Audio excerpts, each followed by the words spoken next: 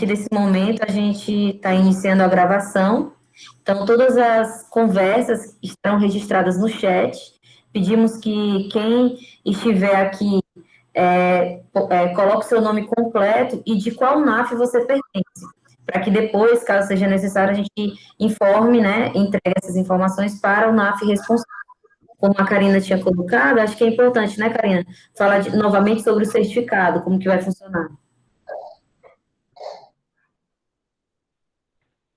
Olá, pessoal, eu sou Karina Oliveira, né, eu sou a gerente da Célula de Educação Fiscal de Fortaleza.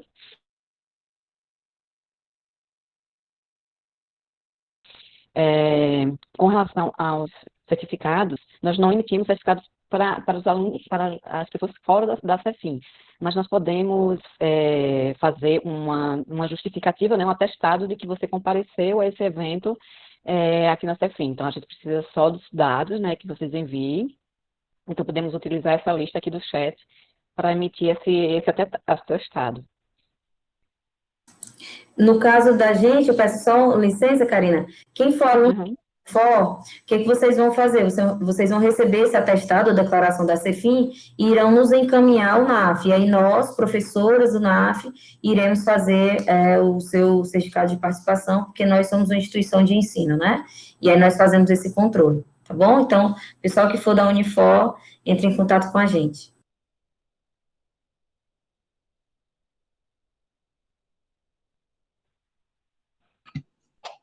Pronto.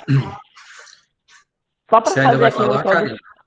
Só para fazer a introdução, né, que com esse objetivo, né, da Célula de Educação Fiscal de disseminar, né, a importância, né, dos tributos para financiar, né, a vida em sociedade, é que nós estamos aqui para realizar esse evento, né, com esse intuito que nós chamamos aqui, né, o Flávio, que é auditor da CEFIM, né, para quem não conhece ainda, ou quem não fez o curso anterior, né, ele é formado, né, em contabilidade pela UFC, em direito também pela Unifor, tem especialidade em direito tributário pela Unifor e também é mestre em economia do setor público pelo UFC. Então, hoje ele vai falar sobre os tributos IPTU, ITBI, né, dá uma ampla visão, né, de como é o site da CEFIM. Então, eu espero que todos se aproveitem bastante desses conhecimentos. Pronto, eu já posso colocar a apresentação, né, Ana? Pode sim, tirei aqui.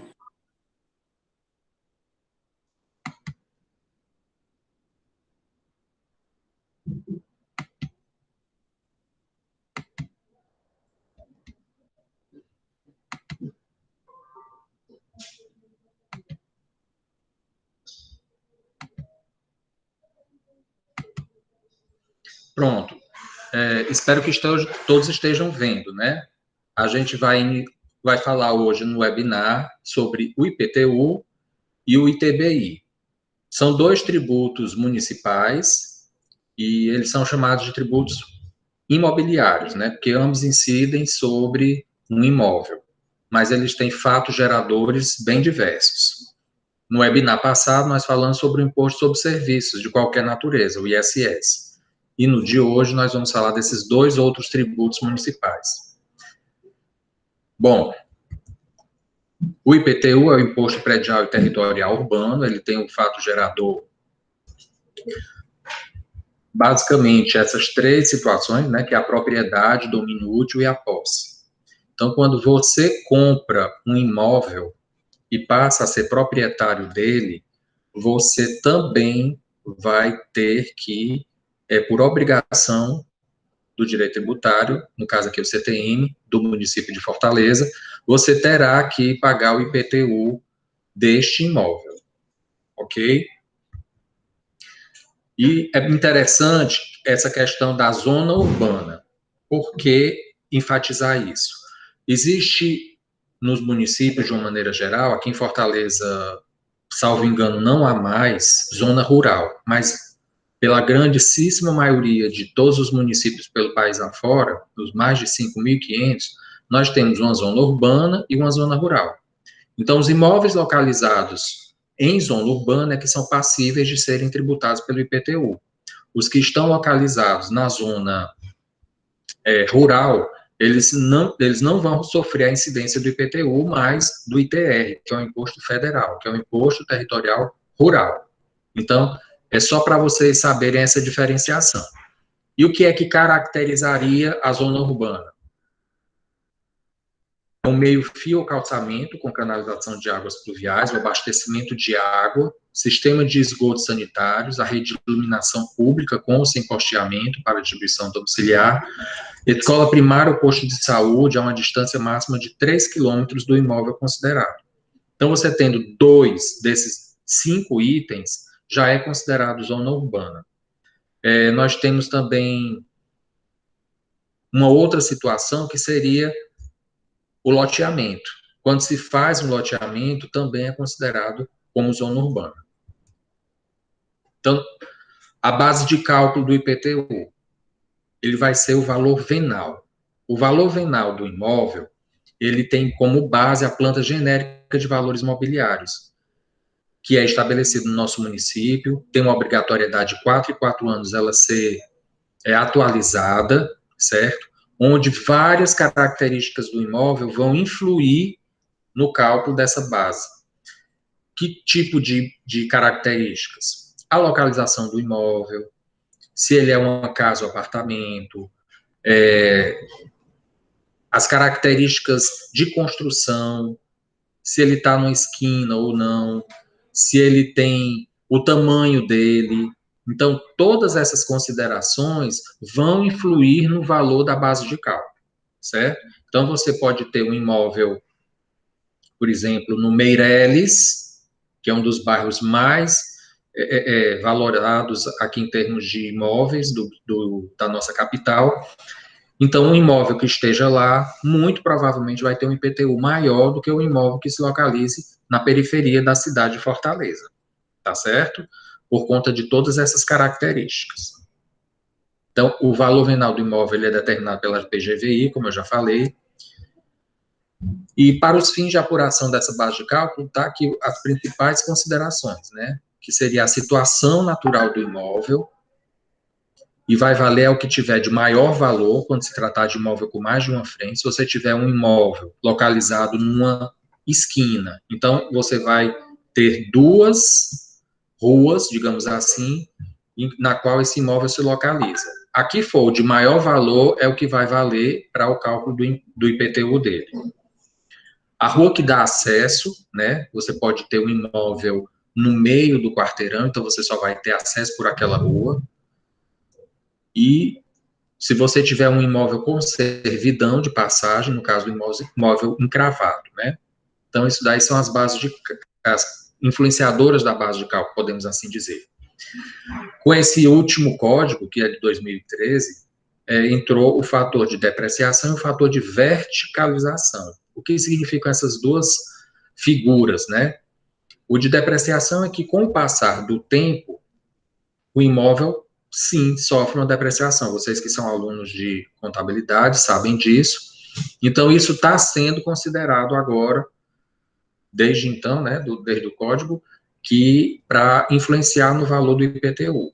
E também o fator de verticalização. O que seria isso? Você tem um imóvel localizado em um prédio e é sabido que os imóveis que estão nos andares mais altos valem mais do que os que estão nos andares mais baixos. E isso também foi incorporado. Então, de um lado se tem a depreciação, mas do outro nós temos a verticalização. Um aumenta e o outro diminui o IPTU, certo? Então, a data da construção da unidade imobiliária localizada em prédios verticais será a mesma para todas as unidades. Então, foi construído um prédio, então a data de construção vai ser a mesma para todos. Quando a unidade imobiliária edificada sofrer alguma reforma, que mude substancialmente as características pré-existentes, então vai ser atribuída uma nova data de conclusão da reforma, né? Então, você tem uma casa, e essa casa sofreu uma reforma. Essa reforma aumentou em 50% a área dela, né? Então, a partir dessa nova data, da reforma, é que você vai identificar que vai ter um novo valor para o IPTU e uma nova data de construção.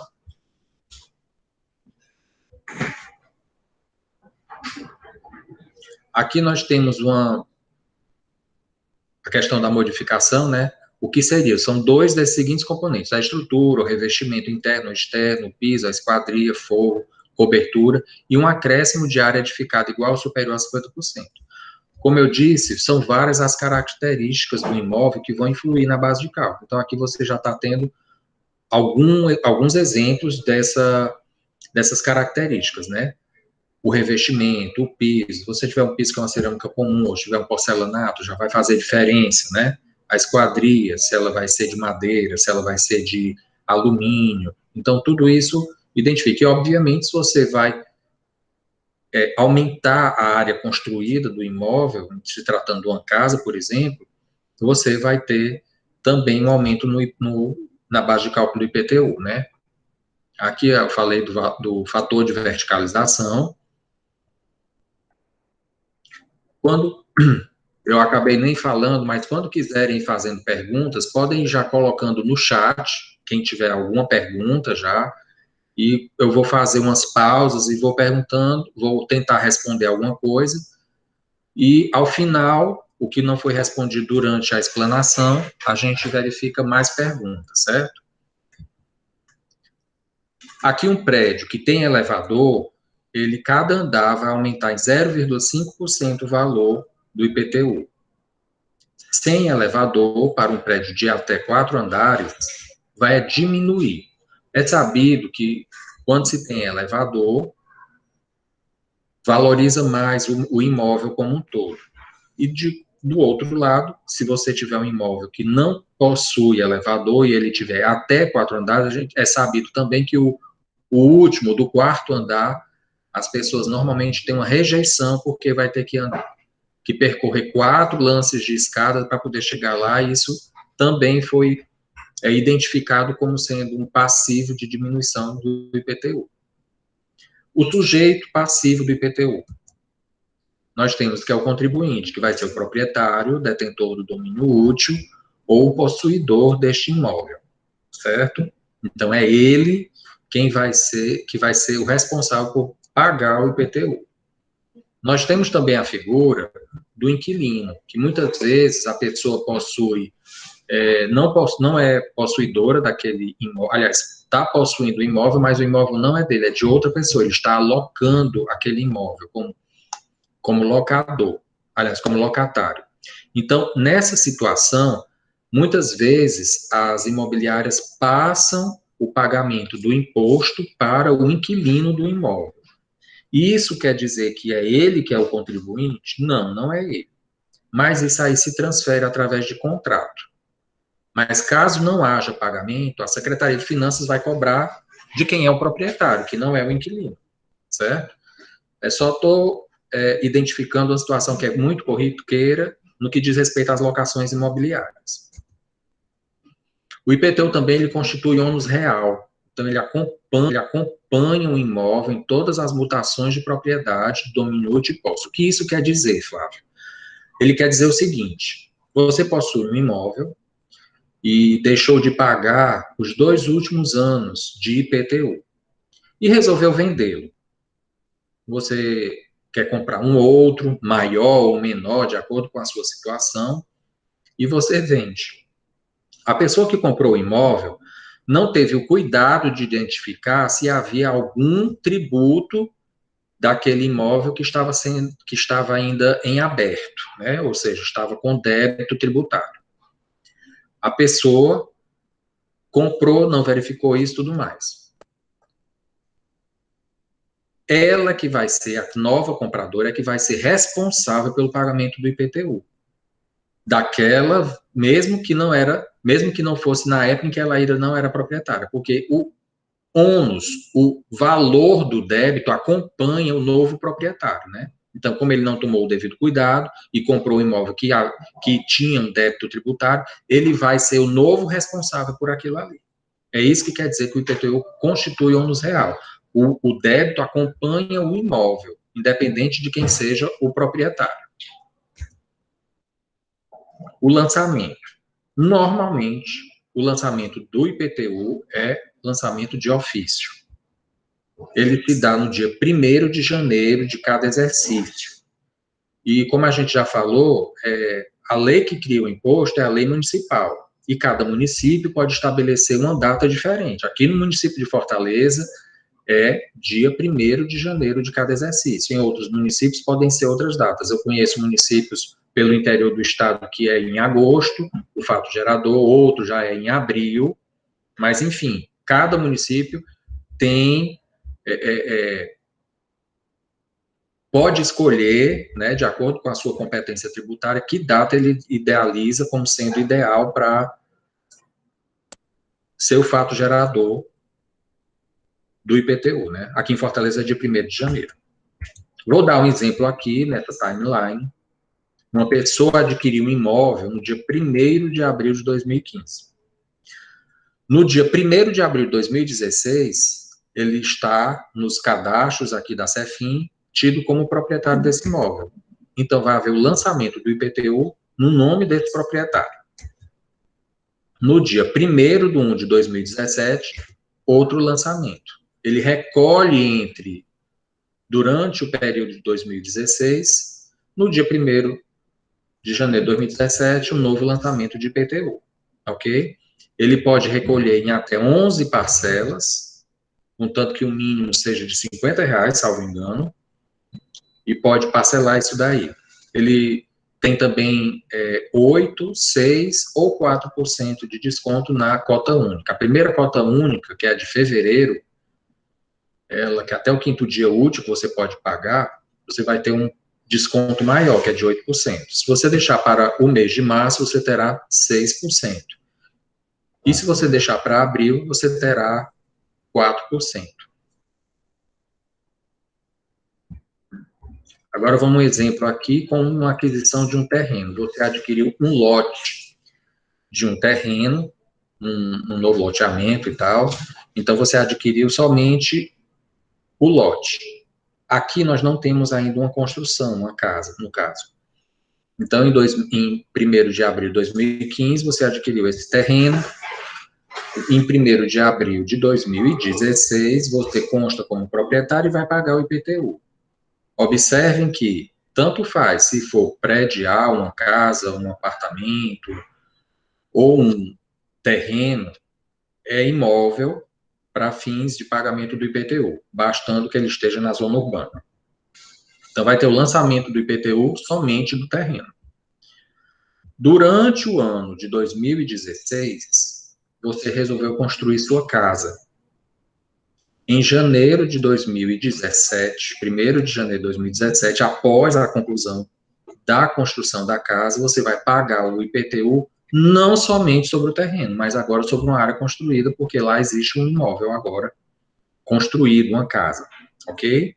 Então, é só para vocês identificarem essas diferenças. E quais são as alíquotas do IPTU? O IPTU, ele vai ser a aplicação de uma alíquota, que é um número, um percentual, multiplicado pela base de cálculo, que a gente já viu que está ligado à PGVI, né, que é a planta genérica de base, e tem vários fatores que contribuem para se identificar essa base de cálculo, e um redutor, que foi estabelecido anos atrás por conta de um movimento da OAB que identificou que existiam as pessoas que eram isentas, mas quando a pessoa pagava um valor maior, mesmo que passasse R$10, R$20 da base de cálculo do valor de isenção, ela pagaria sobre o valor total. Então, resolveu-se colocar um redutor para poder ajustar isso daí e dar um valor mais adequado e justo, fiscalmente falando, né? E aqui nós temos as tabelas, né? Primeiramente, para o imóvel residencial. As alíquotas são de 0,6, 0,8 e 1,4. O valor venal é até 81.638,45. Você aplica 0,6 e não há redutor. Acima desse valor e até 293.898,38 é 0,8% aplicando um redutor de 163,28. Eu não vou explicar exatamente qual é o cálculo desse redutor aqui, porque não temos tempo, mas é só para identificar que nós temos uma nova alíquota e era como se eu tivesse partes, a gente faz um comparativo com o imposto de renda, né? Você tem várias faixas de alíquota, e em cada alíquota você vai ter um percentual que vai ser aplicado ao que você ganha. Então, fizeram comparativamente a mesma coisa aqui no IPTU, né? Então, até 81.638 seria 0,6. Acima desse valor e até 293 seria aplicado 0,8. É mais ou menos esse o raciocínio. E acima desse valor de 293.898, 1,4%. Todos esses valores a gente vai ver que tem lá no site explicando direitinho para vocês identificarem e poderem informar as pessoas que chegam ao NAF para você perguntando ou questionando alguma coisa sobre IPTU para vocês. Agora nós temos os imóveis não residenciais, né? Que também são chamados corriqueiramente como imóveis comerciais. Até 293.898 paga-se 1% e não há redutor. Acima desse valor paga-se 2%. Com um redutor de 2.828, que é exatamente 1% desse valor de 293.898. Os imóveis territoriais, nós temos também as alíquotas de 1% e de 2%, né? Os localizados em áreas desprovidas de infraestrutura urbana é 1%, e os que têm áreas que possuem infraestrutura seria 2%.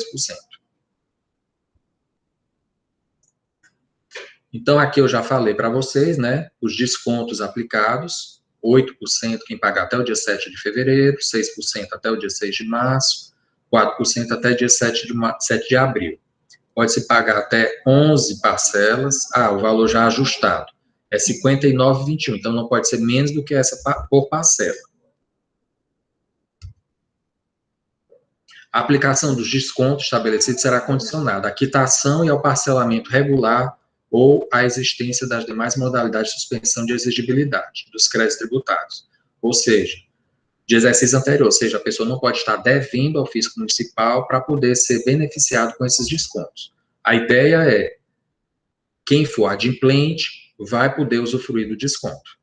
Então, se você está devendo os 2, 3 últimos anos, então você não vai poder utilizar meio que pague na cota única, você não vai ser possível você obter esse desconto. A atualização dos dados cadastrais do imóvel é objeto do desconto e do sujeito passivo junto ao cadastro imobiliário. Então, essas duas condições têm que ser observadas para se ter direito ao desconto. E agora a gente vai entrar nas isenções. A gente vai ver que aqui no município de Fortaleza nós temos uma base de em torno de 730 mil imóveis que são tributados pelo IPTU. Desses, nós temos cerca de 130 mil, mais ou menos, que têm algum tipo de isenção, né? A gente vai ver um número mais acertado nos próximos slides. Então, quem tem um imóvel? Então, nós temos mais ou menos 10 ou 11 situações que são passíveis de isenção. Essa é a mais comum, que a gente chama isenção pelo valor venal, que hoje, no nosso código, está 52 mil, mas esse valor é anualmente atualizado, corrigido. E hoje ele está em 72.567,51. E você tem que ter uma exigência, você não pode possuir outro imóvel no município. Então, significa o quê? Que você vai ter um imóvel, e esse imóvel tem que ser da sua residência. Ou seja, se for um imóvel comercial, ele, mesmo que seja o único imóvel que você tenha, você não vai ter direito à isenção do valor venal, porque ele quer beneficiar o proprietário que reside naquele imóvel, certo? E não um comércio. Então, se você tiver 2 imóveis, você já não vai ter direito também. Karina, tem alguma pergunta no chat? Fazer uma pequena pausa aqui. Não, até agora não tem. Não tem pergunta, né? Então, pronto, eu vou continuar. Então, nós temos esses 2 tipos de isenção no nosso código. A isenção integral, que dá o valor, aliás, de 100%, que você não vai pagar o tributo, e a parcial, que vai ser um percentual do tributo que você deveria pagar. Os que são de isenção integral, nós temos o imóvel cedido em locação, comodato ou cessão de qualquer tipo a órgãos da administração direta do município de Fortaleza, as suas autarquias e fundações. Então, nessa situação, é como se fosse cobrar do próprio bolso, né? Então, os órgãos da administração direta do município de Fortaleza, as suas autarquias, fundações, são isentos. O imóvel é edificado de propriedade do servidor público ativo ou inativo da administração direta, que é o imóvel do servidor. Se ele possuir um único imóvel da sua residência, ele vai ser isento daquele imóvel ali. Se ele possuir 2 imóveis, Flávio, ele vai ser isento dos 2? Não, ele vai ser isento do que ele reside. Ter mais um imóvel não vai obstar ele ter isenção do que ele reside, certo? É diferente da situação da isenção pelo valor venal, que lá você não pode ter outro imóvel, ok? O imóvel da viúva ou viúvo, né, órfão menor, de pai e mãe, aposentado, pensionista ou pessoa inválida, é até R$ 97.687,02 centavos, que é o móvel da residência. Tem mais outras condições para que isso se fale, não somente o valor, né? A pessoa tem que ser considerado pobre na forma da lei também, que é o que é considerado pobre na forma da lei? É você possuir uma renda familiar de até 3 salários mínimos, né? Então, se você tiver, além desse valor imóvel e o valor de uma renda de 3 salários mínimos, você está apto, e for viúvo ou viúva, ou órfão menor, está apto a ser isento por essa situação, né? Um imóvel pertencente a ex-combatente da Segunda Guerra. Eu acho que isso existe na lei, mas talvez é capaz de não existir mais essa figura ainda viva, né? Porque uma pessoa que já participou da Segunda Guerra e ainda esteja vivo, né? Muito difícil. Mas, enfim, tá aí. O imóvel que sirva de sede da Associação de Ex-Combatentes, o imóvel ocupado para o exercício exclusivo de atividades estatutárias de associação de bairro, o imóvel residencial localizado em zonas especiais de interesse social 1 e 2 também são isentos. O de valor venal, já falei. Essa do valor venal, ela não está no Código Tributário Municipal, ela está em uma outra lei complementar, certo? Mas tem o mesmo status do Código, né, que é uma lei complementar também. E as isenções parciais, né?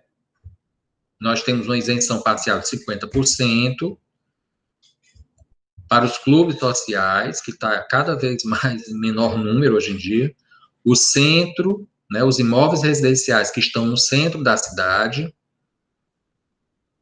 e o MEI, com até 60 metros quadrados, eles recebem essa isenção parcial de 50%. A outra isenção, no caso de 30%, para os imóveis, o imóvel histórico tombado pelo poder público. A parte do terreno, tem essa observação, localizada numa ZPA, né, previstas no caput deste artigo, que tenha alguma edificação destinada a qualquer uso, terá a base de cálculo do imposto reduzida a 50% do seu valor. E de 20%, o imóvel não residencial localizado no centro, ou seja, o imóvel que for comercial no centro vai ter 20% de isenção do IPTU. Então, a gente falou das isenções, agora a gente vai entrar nas imunidades. É importante você saber disso, porque muitas vezes a pessoa não entende por que ela não paga imposto, do IPTU, no caso, né? Então, tem esses vários motivos aí. Aqui nós temos a imunidade, que de uma maneira técnica, a gente poderia dizer que é uma isenção, só que essa isenção está prevista não numa lei, mas na Constituição Federal. Flávio, Pois não. antes de tu entrar aí na imunidade, nós temos aqui uma pergunta da Lorena Silveira. Pois não, pode dizer. Ela gostaria de saber se essa isenção do servidor público é constitucional. Pronto. Há questionamentos a respeito disso, certo? Se você for, inclusive, isso aí foi o tema do meu artigo na especialização, que eu falei a respeito de isenções no âmbito do IPTU aqui na cidade de Fortaleza. Na minha opinião, ela pode, como é que eu vou dizer, infringir algum princípio constitucional. Porque, pela regra constitucional, ela tem que ter um caráter genérico. Por exemplo, quando eu dou a isenção pelo valor venal, qualquer pessoa que se enquadre naquela situação ali, de ter um único imóvel, for da sua residência e tiver naquele valor máximo ali, então qualquer pessoa pode estar, teoricamente, dentro daquela situação e ser passivo de ter esse benefício fiscal, né, dessa isenção. No caso do servidor, não é todo mundo que é servidor, e não é todo tipo de servidor, é somente o servidor público municipal, certo? Agora, sim, para eu dizer que isso é inconstitucional, eu teria que questionar isso daí. E isso nunca foi questionado e nunca foi decidido contrariamente. Então, para todos os efeitos, a lei é constitucional porque nunca foi questionado isso. Ok? Eu espero que eu tenha respondido aí. Ela respondeu aqui falando, entendi, obrigada. De nada. A Sara Lopes também colocou aqui uma dúvida. Pois não. No caso de viúvos, podem ser qualquer pessoa, não importa a localização da residência do imóvel? Bom, a gente está falando do imposto que é municipal, e no caso a gente está falando do município de Fortaleza, certo? Então, esse imóvel tem que estar localizado no município de Fortaleza, se é isso que você está perguntando. Ele não pode, por exemplo, morar no Eusébio, em Aquiraz, e pedir isenção aqui. Não tem uma coisa, não tem nada a ver. Então, essa nossa legislação de Fortaleza, ela tem o âmbito do município de Fortaleza e dos imóveis, e atinge os imóveis aqui em Fortaleza localizados, certo? Então, ele não pode estar localizado, ele pode estar localizado em qualquer ponto do município de Fortaleza, só não pode estar fora do município. Se é isso que você está perguntando, né? No município de Fortaleza, a pessoa tem um imóvel, é viúvo, certo? Certo. Ela tem direito à isenção? É como eu disse, tem que ver que tem que ter uma outra situação. O valor do imóvel influencia? O valor do imóvel influencia, sim. Por que que influencia? Porque, como eu disse, vamos supor que é uma viúva que esteja morando num bairro de periferia. Ela tem que, além de ser viúva, ela tem que ter uma renda no máximo de 3 salários mínimos, que hoje é um pouco mais de R$ 3.000, né, salvo engano. Então, um imóvel de uma viúva que esteja localizado no Meireles, é muito pouco provável que ela vá ter condições de ter acesso a esse benefício, porque no Meireles é quase impossível você ter um imóvel avaliado por aquele valor de R$ 97.000, certo? Então, a localização que eu falei anteriormente, que é um dos pontos importantes para a base de cálculo do IPTU, tem muita influência. Então, um imóvel localizado num bairro tido como de classe média, alta, muito provavelmente vai ser bem maior do que o valor venal. E um dado importante aqui que eu queria dizer para você, já que estamos falando de novo de base de cálculo. O valor venal, a base de cálculo do IPTU, da tabela do IPTU, ela normalmente é 30% ou 25% do valor normal do imóvel. Então, se você jamais vai vender o seu imóvel, caso você possua pelo valor que está lá, dito como valor venal. Aquilo é um valor venal, que é uma figura jurídica do nosso código, né? Mas que não é o valor praticado no mercado corriqueiramente. O valor normalmente é em torno de 30% a 25%, é um valor bem menor, tá certo? Então, sim, a localização do imóvel vai ter importância. E, além disso, tem que ver a questão do rendimento que ela tem mensalmente, essa viúva. Tá ok? Tem mais alguma pergunta, Karina? Não, acho que ela entendeu, colocou aqui, né? Sara colocou certo, obrigada. De nada. Não temos mais perguntas. Tá, joia. Então, passando aqui de novo para a imunidade, né? A imunidade, como eu estava falando, ela é uma isenção, entre aspas, né, que está prevista na Constituição. A isenção, ela está prevista na lei que institui o tributo, porque quem tem o poder de instituir o tributo tem também o poder de isentar. Ela pode cobrar ou não, de acordo com os critérios que ela estabelece na lei instituidora daquele tributo. No caso da imunidade, isso está previsto na Constituição. Então, o que está na Constituição é tido como imunidade, e isso foi colocado no nosso código também, né? Então, são os partidos políticos, os templos de qualquer culto, as autarquias e fundações públicas de todos os órgãos, né? A administração direta dos entes governamentais. O que isso quer dizer? É que não faz sentido o município de Fortaleza cobrar IPTU do prédio da Receita Federal, do prédio da Cefaz. São órgãos administrativos tanto quanto o município de Fortaleza, né? São entes da federação, o Estado, a União, enfim. Então, a Constituição achou por bem não ficar tirando o dinheiro público de um lado para colocar o dinheiro público do outro. É mais ou menos essa a ideia que eles tinham quando se estabeleceu essas imunidades, ok? Aqui nós vamos ter a progressividade do IPTU, né? Que nós temos dois casos básicos, que é a progressividade em razão do valor do imóvel e ter alíquotas diferentes de acordo com a localização e o uso do imóvel. E a gente viu, caso vocês tenham prestado atenção, que isso já tem no nosso código. Quando eu coloquei, mostrei para vocês a tabela de alíquotas, a gente viu que existem alíquotas diferentes para o imóvel residencial, 0,6, 0,8, 1,4. Então, isso é o que quer dizer ter alíquota diferente de acordo com a localização e o uso do imóvel.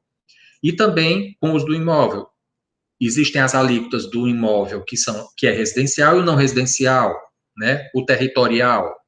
Então, isso é diferente. E ele ser progressivo em razão do valor. Lembrem que quando o valor é até X, é 0,6.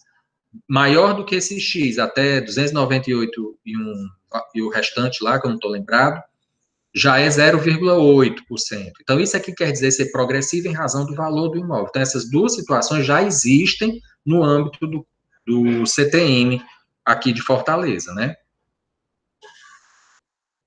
Essa parte aqui eu vou passar rapidamente, certo? Mas isso aqui é só a previsão de que nós podemos ter um outro tipo de progressividade do IPTU, que é aquela que, para quem não atende, não cumpre com a função social. Isso aqui está previsto até na Constituição também, né?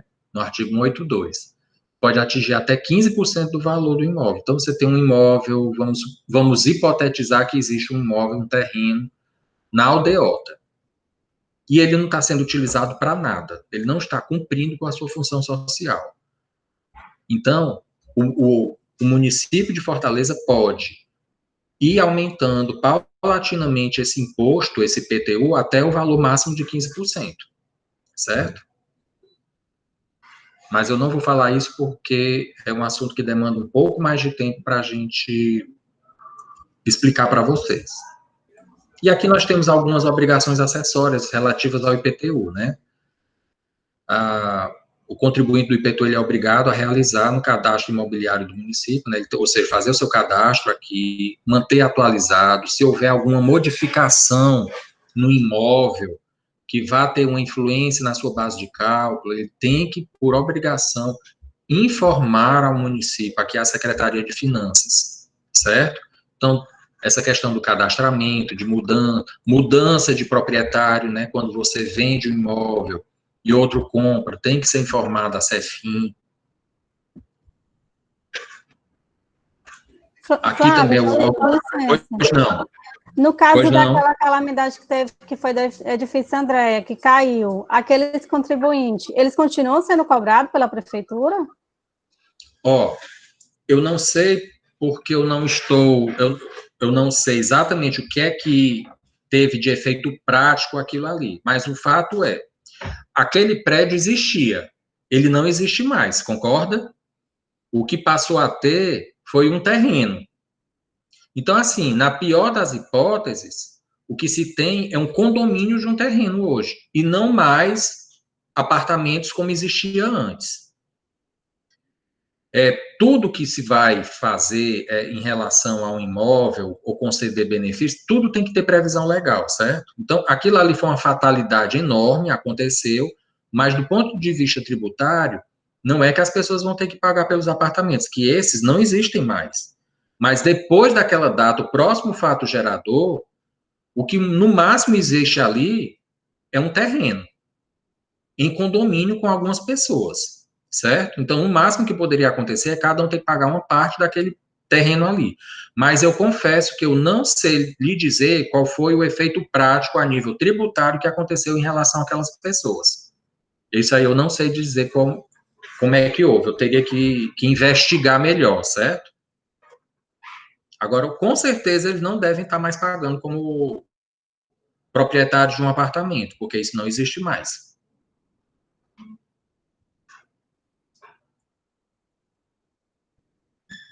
Vou mostrar aqui algumas curiosidades, certo, gente? Eu havia dito para vocês, aqui eu tenho um gráfico mostrando os isentos e imunes. Ó, isentos e imunes é em torno de 140 mil. Só isentos é em torno de 130 mil. E desses, um pouco mais de 100 mil é somente pelo valor venal. Essa é a principal tipo de isenção, né, digamos assim, que é previsto aqui, que a maioria das pessoas estão usufruindo desse benefício, que é pelo valor venal, tá certo? Aqui nós temos dos 730 mil imóveis passíveis de serem tributados, efetivamente, 576 mil é que são tributados aqui no município de Fortaleza. Então, nós temos eles em residenciais, não residencial e terrenos, ok?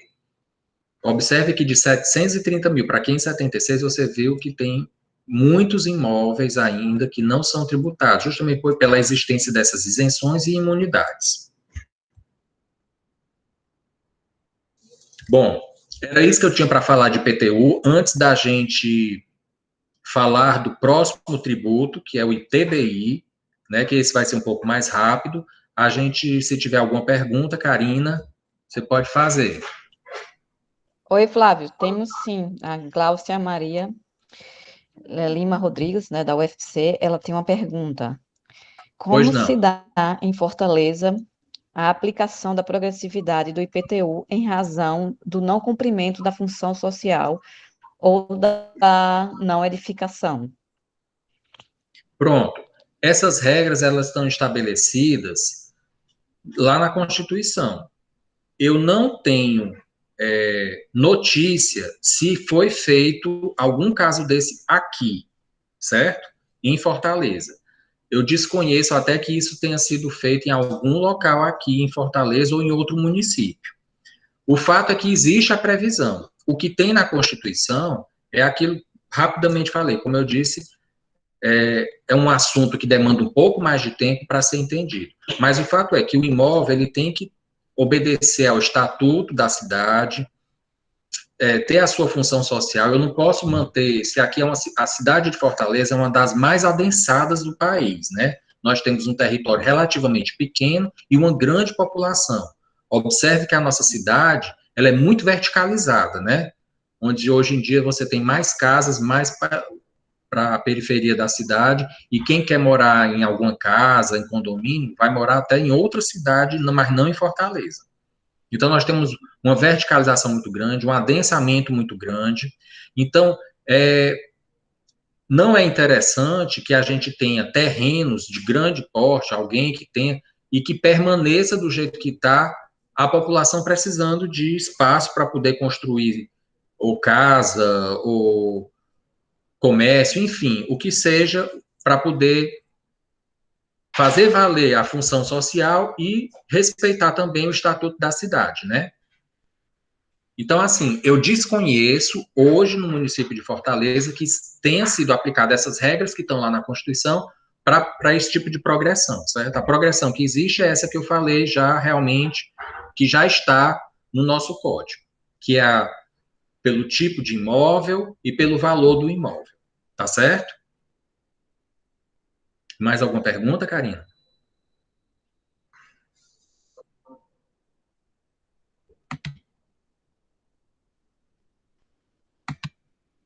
Posso passar para o ITBI? Pode sim, eu acho que Ok. não temos mais perguntas aqui. Ela agradece. Só um instante.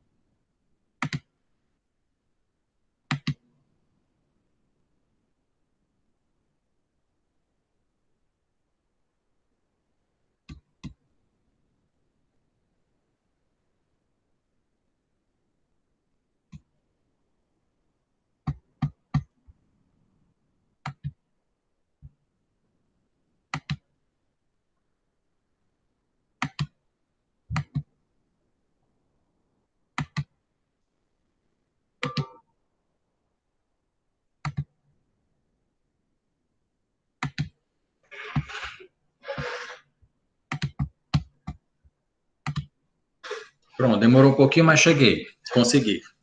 Bom, gente, agora a gente vai falar do ITBI, que é o Imposto sobre Transmissão de Bens Intervivos, né?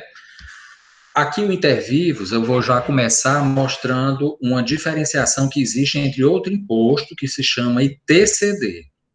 Esse imposto ITCD, ele é estadual e ele se dá em causa mortes. Então, o ITBI, ele é municipal e é intervivos. Então, essas são as duas diferenças básicas entre esses dois impostos. Então, é necessário que eu diga isso.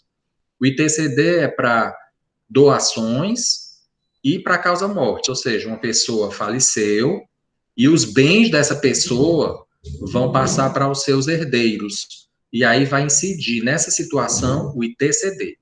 Aqui o ITBI é intervivos, que se dá nos casos de venda de imóvel, de permuta de imóvel, tá certo? Que a gente vai ver todos os casos agora de que a gente chama de fato gerador do imposto, que é o fato que está previsto na lei e que, se ocorrer no mundo real, é passível de pagar esse imposto.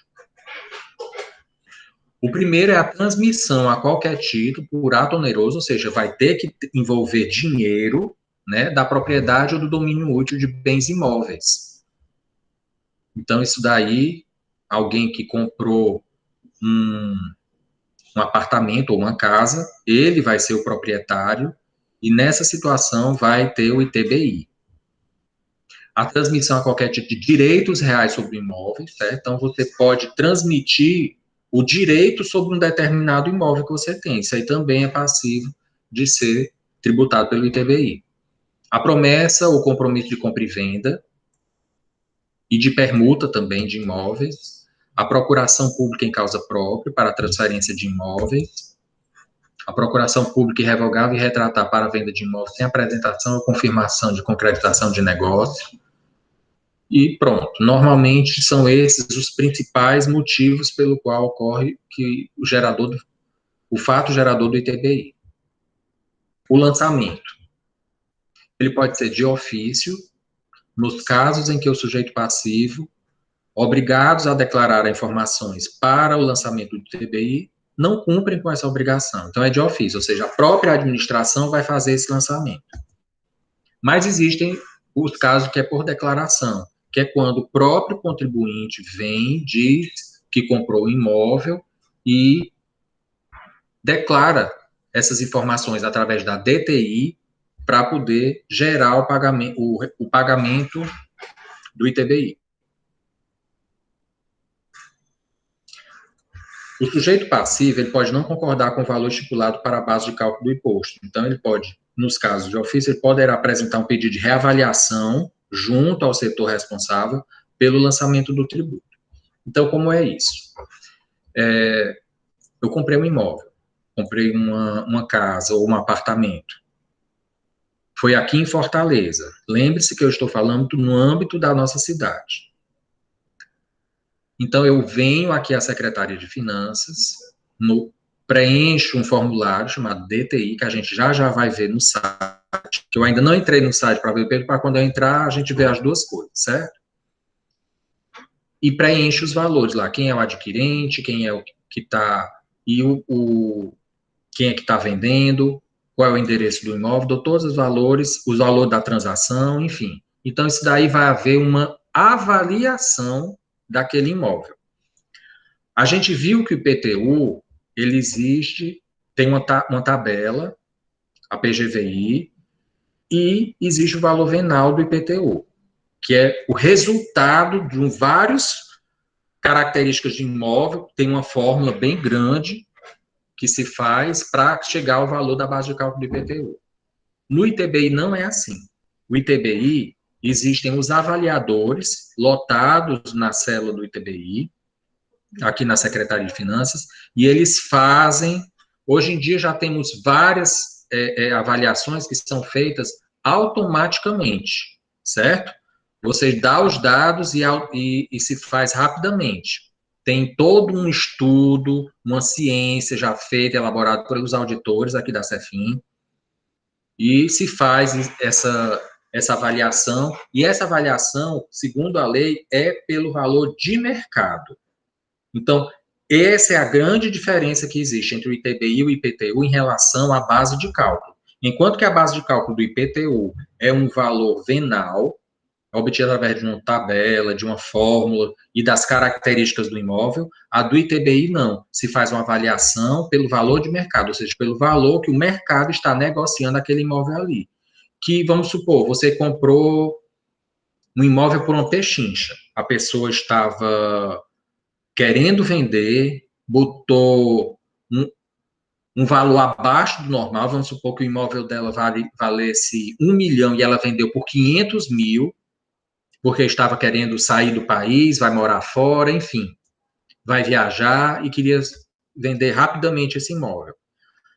O valor, mesmo que tenha sido verdade isso, o valor de 500 mil, o valor que ela comprou, é o valor da avaliação da Cefim que vai valer. E esse valor é o valor de mercado. Então, vai ser visto que, muito provavelmente, o valor que vai ser encontrado é o valor de 1 milhão.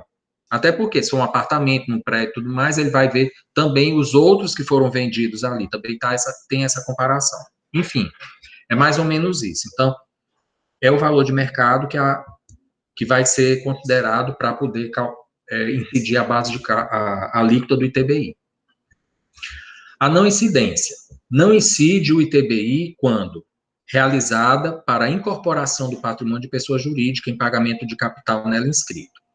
Então, vocês que são estudantes de contabilidade sabem que uma das coisas que existe quando eu vou constituir uma empresa, eu posso incorporar a essa empresa, no capital social dela, bens, além de dinheiro, né? Então, eu posso incorporar um imóvel. Então, esse imóvel, está havendo a transferência de imóvel? É entre vivos? É.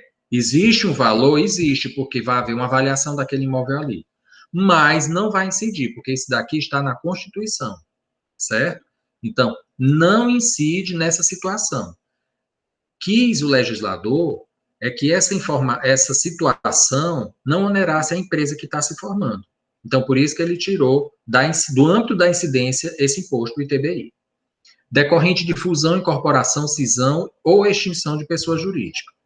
Decorrente de desincorporação do patrimônio da pessoa jurídica a que foram conferidos na forma do inciso 1 deste artigo, relativamente aos mesmos alienantes.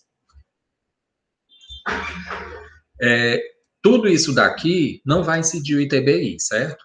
E essa desincorporação diz respeito ao seguinte: aquela pessoa que incorporou no passado um imóvel, quando foi ser sócio de uma empresa, vamos supor que daqui a 2, 3, 4 anos ela resolveu sair e ela vai retirar o imóvel que ela incorporou. É isso que se chama desincorporação. Muita gente acha que uma pessoa entra com um imóvel e o imóvel sai para outra pessoa. Isso não é passivo de não incidência do ITBI, vai incidir o ITBI, porque não é para a mesma pessoa. A desincorporação é para a mesma pessoa que incorporou aquele imóvel. Porque isso aí pode ser considerado como uma transferência disfarçada de bem, para tentar fugir de uma tributação, tá certo? Agora, isso daqui, essa não incidência, ela não se aplica quando a pessoa jurídica adquirente tiver como atividade preponderante a compra e venda de bens imóveis, ou seja, vamos supor que fosse uma imobiliária, né, que compra, vende, aluga imóveis, seus direitos reais, alocação de bens imóveis ou arrendamento mercantil.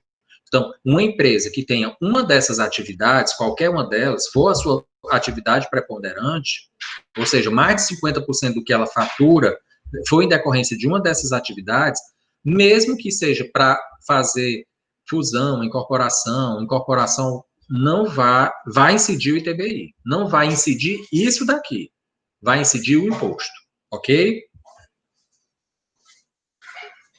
O ITBI também não incide, né? Isso aqui está na Constituição também, já é considerado a imunidade, como eu falei anteriormente, da União, dos Estados, do Distrito Federal e dos municípios, dos templos de qualquer culto e dos partidos políticos, né? E de suas fundações, das entidades sindicais dos trabalhadores. Ou seja, entidade sindical dos empregadores não está aqui contemplada nesta imunidade. Agora, os casos de isenções do ITBI. Quando adquirido pelo IPTU, aliás, desculpa, quando o ITBI, né? Quando adquirido por servidor, público ativo ou inativo, ele vai ser isento desse imposto.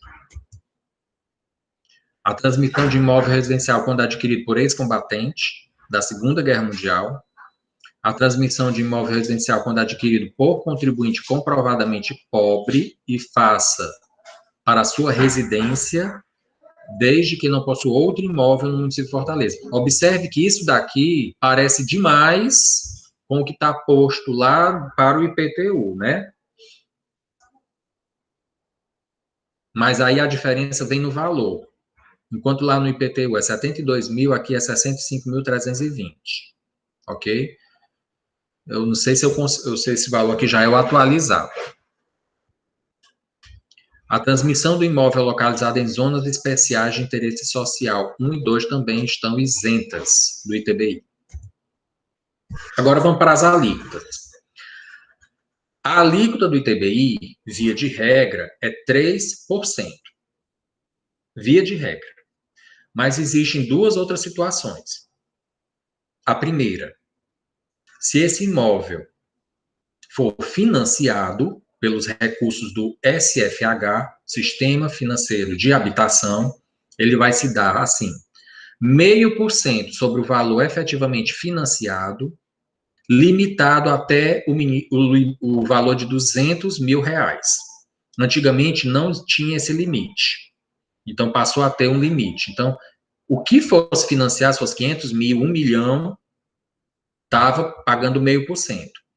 E 3% sobre o valor não financiado, certo? E a alíquota de 2%. Quando? Existe na lei, ela especifica assim, o instrumento apto ao registro. O instrumento apto ao registro é a escritura. Então, antes de você elaborar a sua escritura, você tem que recolher o ITBI para poder se beneficiar dessa alíquota menor de 2%. Se isso for no município de Fortaleza, porque escritura e registro tem duas diferenciações básicas, né? O registro você só pode fazer num determinado cartório. Aqui no município de Fortaleza, nós temos 6 cartórios de registro imobiliário, que é o que diz realmente que você é detentor, é proprietário de um imóvel. Então, para registro, você só pode fazer num determinado cartório, certo? Da zona específica onde está localizado o imóvel.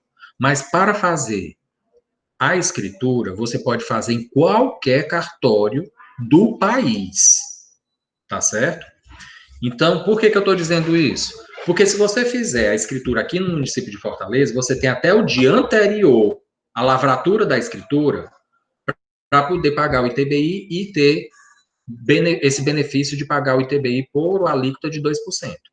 Se a sua escritura for de outro município, fora Fortaleza, no cartório fora de Fortaleza, você tem até 30 dias para recolher o ITBI. Então, essa é a diferença para um cartório que é daqui de Fortaleza para um cartório que é de fora. Ok? Então, pronto. A base de cálculo, em regra, gente, é a avaliação da CEFIN, certo? Que é a administração tributária competente para tanto. Existe o valor que é declarado pelo sujeito passivo, mas o que vai valer é a avaliação. Esse valor declarado pelo sujeito passivo de que o seu imóvel é aquele valor X, só vai prevalecer se ele for maior do que a avaliação da CEFIN, que normalmente não ocorre. O que ocorre, a pessoa diz que comprou o imóvel de 500 mil, comprou por 100 mil. Né? Então, normalmente, as pessoas derrubam muito esse valor declarado, diz que foi um valor muito abaixo do que o que normalmente acontece. Então, isso é praticamente impossível. O que vai normalmente prevalecer é o valor da avaliação aqui da CEFIN. Então, tem várias regrinhas aqui, eu não vou me adentrar, não. O sujeito passivo é o adquirente, certo? Então, quem, ou cessionário, quem estiver adquirindo, comprando, for o cessionário do imóvel, né, porque tem o cedente e o cessionário, é que vai pagar, é que é o sujeito passivo do ITBI. Nas permutas, cada um do permutante será o contribuinte do imposto incidente sobre o correspondente bem adquirido. Permutas ao invés de pagar por imóvel, eu vou trocar por outro, né? Às vezes pode ter a torna. O que é a torna? É eu dar o imóvel mais algum valor em dinheiro, caso o outro imóvel valha mais, certo? O pagamento do ITBI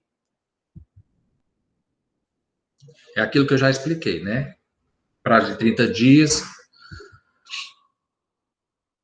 Aqui também é uma questão judicial, mas isso eu também não vou entrar.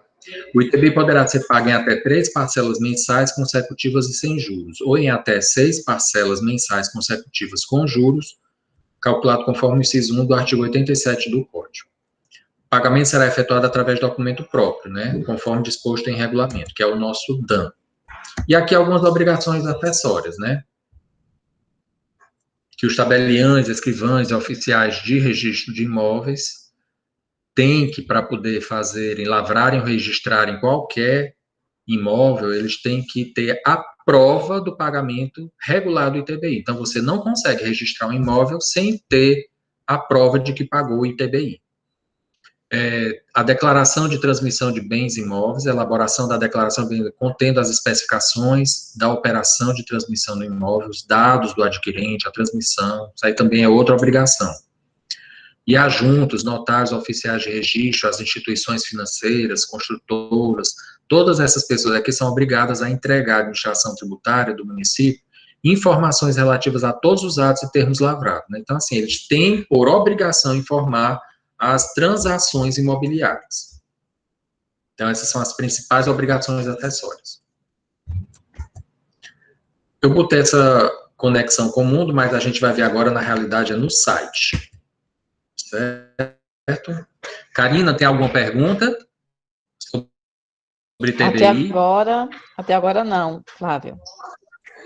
Flávio, eu queria entender, se você puder explicar como é que faz no caso do imposto de renda, quando a pessoa vai declarar no caso dessa transferência.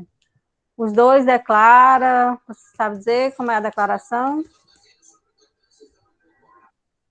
Bom, eu sei, não é o tema da gente, né, porque a gente está tratando de imposto municipal, mas por um acaso eu sei a respeito disso. Como é o teu nome, por favor?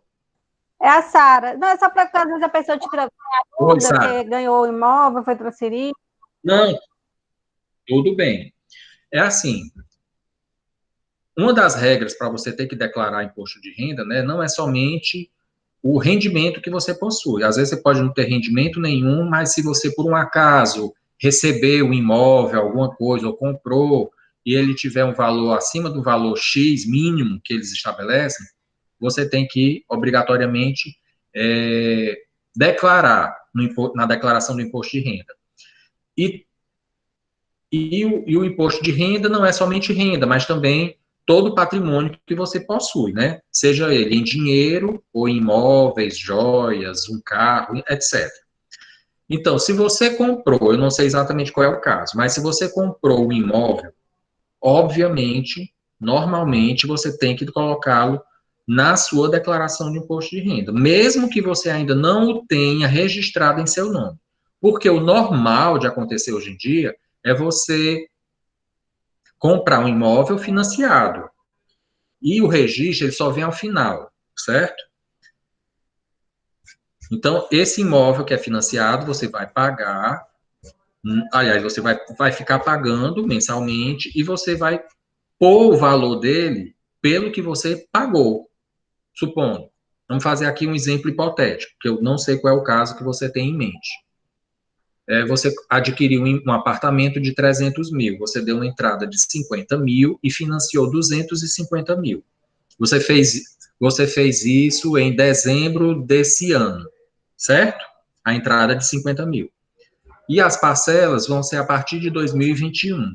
Na declaração de 2021, você vai declarar que aquele imóvel foi comprado, financiado, dá todos os detalhes, né, do endereço e tudo mais, pelo valor de 50 mil.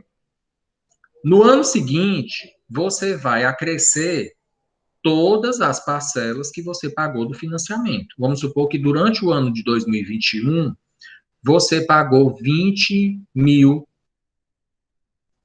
de parcelas do financiamento. Então, na declaração de 2022, esse imóvel já vai ser somado 50 mil com os 20. Então, ele já vai ter o valor de 70 mil. Ou seja, esse valor do imóvel vai sendo acrescido à medida que você vai pagando o financiamento. Tal qual se fosse um carro que você tivesse comprado também financiado. Se você tiver comprado à vista, você coloca pelo valor de à vista que comprou. Só lembrando que você tem que ter rendimento para poder subsidiar esse imóvel. Se você adquiriu esse imóvel através de uma doação, você coloca na sua. E tanto a pessoa que doou ou que vendeu também vai declarar isso daí na declaração respectiva. Tá certo? As informações são nas duas declarações. E, para não cair na malha, obviamente, tem que ter os mesmos valores. Eu respondi sua pergunta? Sim, obrigado. Sara? Tá certo, de nada. Agora vamos para o site, né? Flávio, só mais uma questão aqui. Pois não. Que a Ana Mello ela ficou com uma dúvida, não ficou claro para ela. Ela está aqui colocando uma mensagem que não ficou claro para ela essa parte do registro do cartório. Quando é em Fortaleza, qual é o prazo do registro? Acho que é o prazo. Acho que Na ela quer saber o realidade, prazo. Não é o prazo do registro. Para pagamento a escritura. Do ITBI. É assim. Vou explicar novamente. Existe um documento chamado escritura, que normalmente as pessoas compram imóvel e compram através de um contrato de compra e venda, certo? O contrato de compra e venda, ele não é o documento hábil para se registrar. É a escritura. Então, você vai ter que transformar esse contrato de compra e venda numa escritura, ok? Então, esse documento escritura, antes dele ser lavrado, vamos supor que você comprou um imóvel, levou o seu contrato de compra e venda para um cartório, fazer a escritura, e a escritura vai ficar pronta sexta-feira, amanhã. Então, você tem até a data de hoje para pagar o ITBI com a alíquota de 2%. Foi isso que eu expliquei, certo? Então, essa questão que eu estou falando para você pagar o ITBI, não pela alíquota de 3%, mas de 2%, é se você o fizer antes da lavratura da escritura. Se você fizer no dia da escritura, você vai pagar 3%. Que essa é a escritura, que é o documento hábil a ser registrado. Se você for lá para o registro e você ainda não tiver pago, você vai pagar 3% também. Também não vai pagar 2%, vai pagar 3%. E no registro, você só registra se você mostrar que já pagou. Se você chegar lá e dizer, olha, eu quero fazer o registro desse imóvel aqui, aí você dá entrada no cartório, que ele recebe tranquilamente. Mas se você não mostrar o documento de pagamento do ITBI, o DAN, ele vai dar como pendência e vai esperar que você pague para poder fazer o registro. Tá certo? Então, para você fazer o pagamento, ser beneficiado com a alíquota menor, que é de 2%, você tem que fazer o recolhimento do ITBI, proceder com esse recolhimento antes da lavratura da escritura. O que eu falei também foi outra coisa a respeito da escritura ser feita num cartório em Fortaleza. Você tem até o dia anterior se o cartório for aqui em Fortaleza, antes da data da escritura. Se for de um outro cartório fora do município de Fortaleza, porque a escritura ela pode ser lavrada em qualquer cartório do país, você tem até 30 dias. Ok?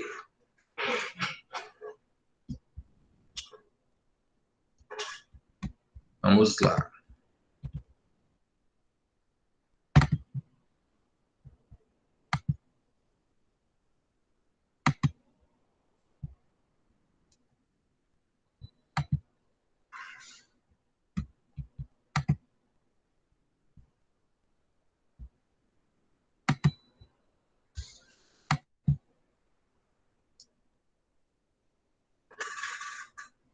Bom, pessoal, estão vendo o site da Cefim?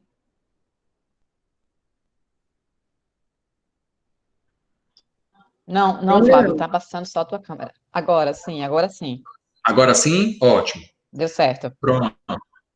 Bom, pessoal, como eu disse para vocês, para quem assistiu o webinar de 2 semanas atrás, o site da Cefim ele foi totalmente reformulado recentemente. Tanto que eu disse, a gente vai aprender juntos, né? Eu estou repetindo a mesma coisa aqui. E o visual dele agora privilegiou os serviços mesmo. Então, assim, para quem, no caso de vocês, que vão dar informações para os contribuintes ou para as pessoas a respeito de ISS, ITBI ou IPTU, ficou muito mais simples, certo? Então, você já tem logo essa tela, logo inicial, e logo aqui onde tem serviço, você tem ISS, IPTU e ITBI, certo? Então, clicando aqui, você já vai ter acesso a algum tipo de serviço. E aqui também, por tributo, você tem eles três, e taxas e a CIP, certo? Vamos clicar aqui em IPTU.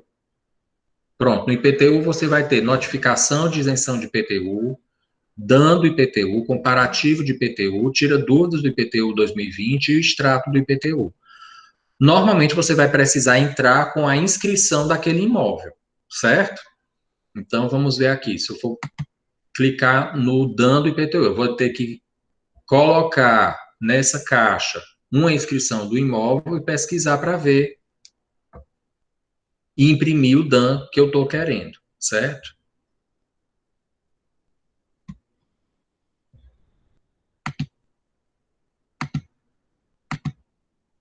Pronto. Vamos ver aqui o que tem no IPTU, ou no ITBI, desculpa. Então, você vai consultar a DTI. A DTI é uma declaração de transmissão imobiliária, certo? DTI, onde você vai dizer, ela tem um número, então você vai consultar qual é o andamento dela, aqui dentro da Cefim. E nessa DTI você vai indicar quem é o adquirente do imóvel, quem é o transmitente, qual é o endereço do imóvel, qual é o valor que você declara que aquele imóvel ali foi transmitido, e ele vai ser levado para avaliação, e lá calculado o ITBI respectivo, certo? Então, nós temos aqui emissão do DAN, do ITBI, aí você coloca nessa caixa o número da DTI e a inscrição imobiliária e pesquisa, certo?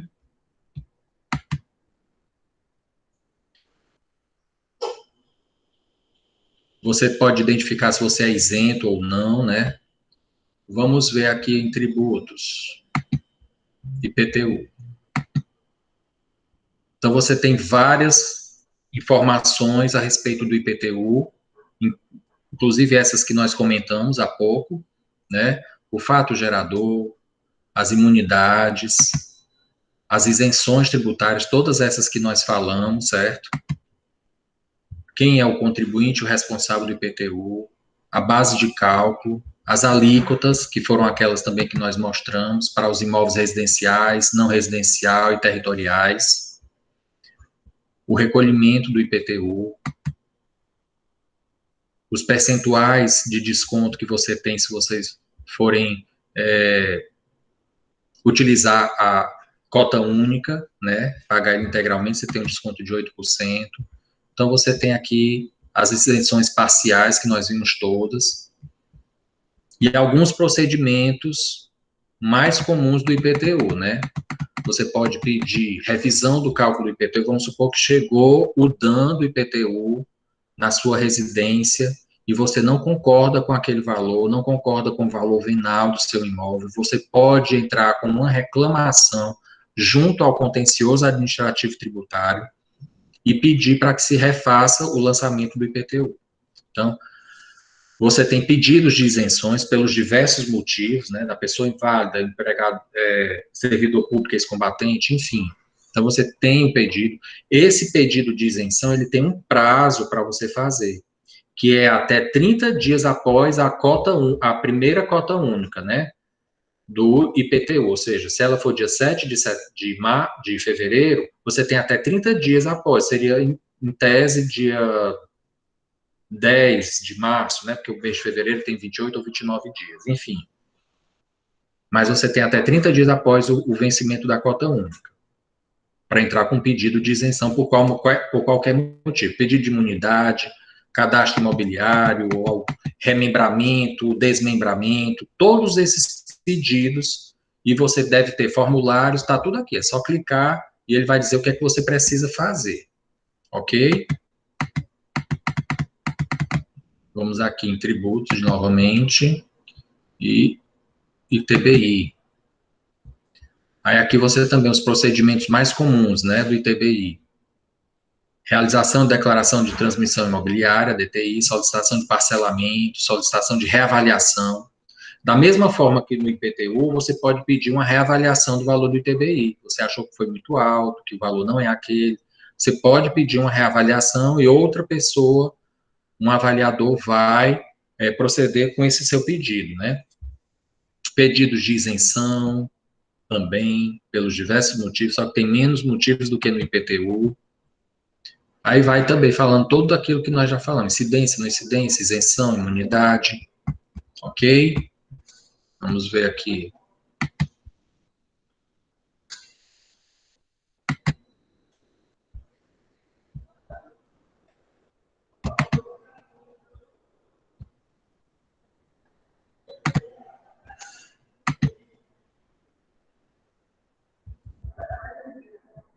Bom, aqui tem mais coisas a respeito do ISS, não é o que a gente está vendo hoje, tá certo?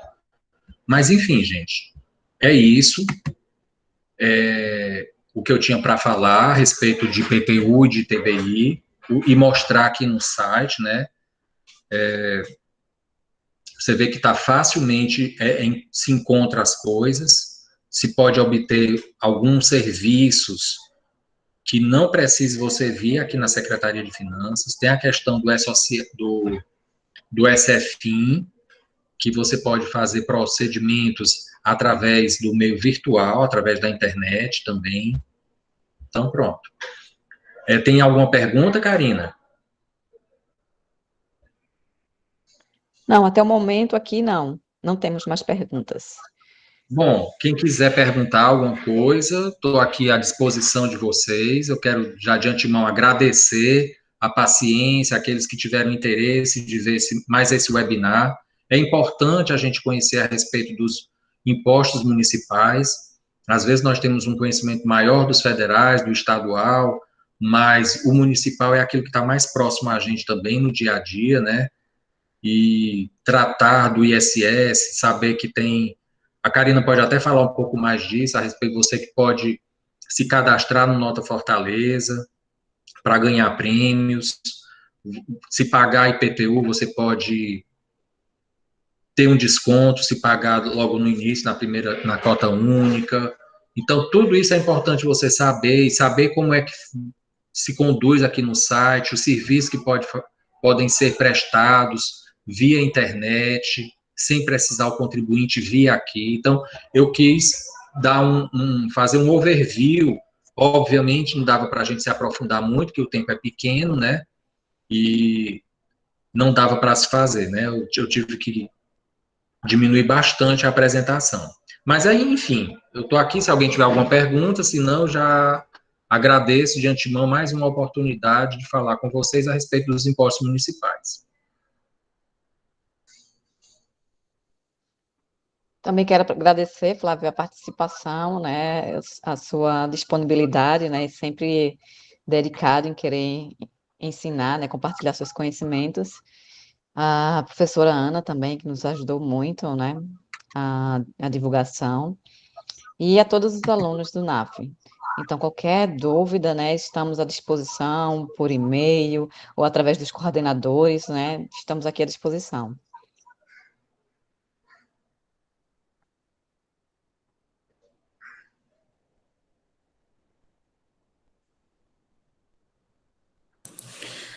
Bom, já que ninguém falou, eu vou falar um pouquinho. Eu quero agradecer muito a vocês dois, principalmente, né, que a gente teve um contato maior, mas é claro, a toda a equipe da Cefim, que sempre que a gente buscou alguma informação, a gente teve esclarecimentos. Então, muito obrigada, Flávio, Karina, pela disponibilidade, pela atenção, pela preocupação, né, de como esse conhecimento vai ser passado para os alunos. Vocês se preocuparam desde o início. Vão ser só contadores, são alunos da contabilidade, tem alunos de outros cursos, então vocês estavam preocupados sobre quem queria receber essa informação. Então, muito obrigada por essa atenção de vocês. Espero que a gente possa ter mais encontros como esse, né? Capacitações, treinamentos. Não sei quando que a gente vai voltar ao velho normal, mas a gente pôde aprender muito nesse período de pandemia, nesse novo momento que a gente vivencia.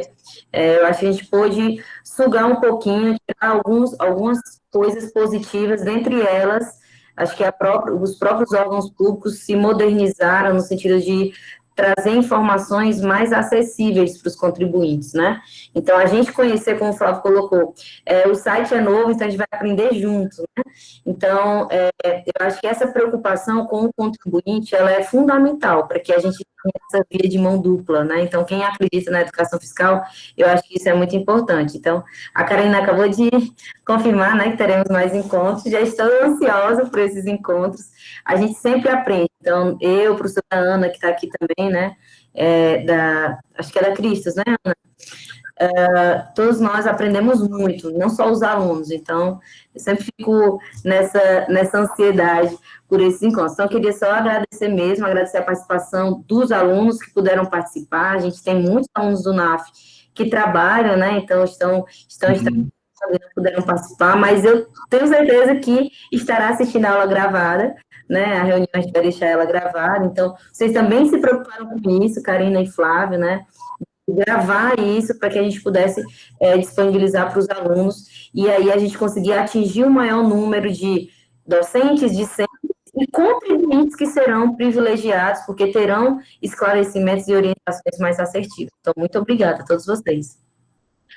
Quero agradecer a todos, obrigado, Ana, obrigado, Karina, por mais esse momento. E boa sorte para todos aí. Muito obrigado. Obrigada, pessoal.